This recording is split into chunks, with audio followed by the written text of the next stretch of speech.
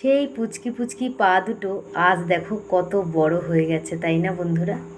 প্রথম যখন মা হয়েছি সেই তুলতুলে নরম ছোট্ট ছোট্ট পা দুটোতে তেল মালিশ করেছি, কত কত তেল মালিশ করে পা দুটো আজ বড় করে ফেলেছি।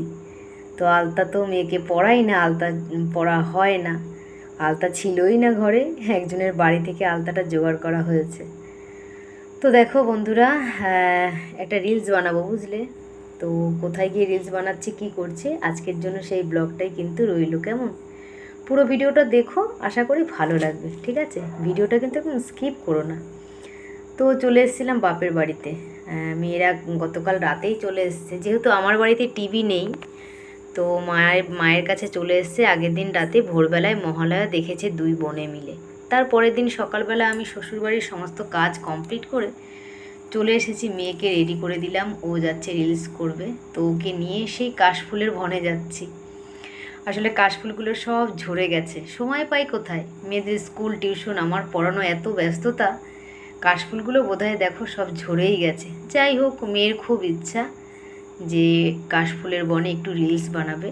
তো অনেক পড়াশোনার চাপে থাকে, তো তার জন্য মেয়ের ইচ্ছেটা পূরণ করতে কিন্তু আমি চলে আসলাম একদম ঠাটা পোড়া রোদে, বুঝলে। এখানে কত বাঁশ সব পড়ে আছে। তো ওই দিকটা আরও আছে কাশফুল, কিন্তু না ওদিকটা গেলাম না, অনেক লোকজনের আওয়াজ পাচ্ছিলাম।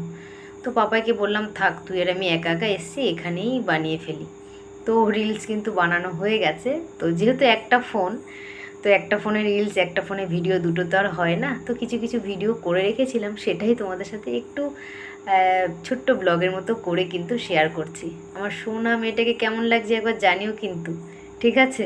ওর কিন্তু রিলস বানানো হয়ে গেছে, চলে এসেছি বাড়ি মায়ের কাছে। এবার যাওয়ার কথা ছিল না, খাওয়া দাওয়া করলাম, এবার পাপায়ের বায়না উঠলো, মা তোমাকেও রিলস বানাতে হবে। দেখো সেই জোর জবস্তি করে ওর শাড়িটাই কিন্তু আমাকে আবার পরতে হলো। হ্যাঁ, এখানে দাঁড়িয়ে দাঁড়িয়ে আমাকে শেখাচ্ছিল, মা এই নাচটা করো। আমি কিন্তু নাচ এখন সত্যি ভুলে গেছি, এখন আর হয় না। হ্যাঁ, বডি ফডি কেমন হয়ে গেছে না, এখন আর হয় না। আর সোনাইও দেখো চললো কিন্তু সাইকেল নিয়ে, সাথে আমার মাও গিয়েছিল, মাকেও সাথে নিয়ে গেছিলাম। তো আবার চলে এসেছি, এখন বাজে হচ্ছে 3টে। আর পাপাইকে যখন নিয়ে এসেছিলাম তখন ওই কটা বাজবে, 12টা বাজবে। তো আবার কিন্তু রিলস বানিয়ে ফেলেছি আমি, সোনাইও একটা বানিয়েছে, তোমরা আশা করি দেখে নিয়েছো সবাই। তো রিলস বানানো হয়ে গেছে, ঘেমে একাকার হয়ে গেছি কিন্তু।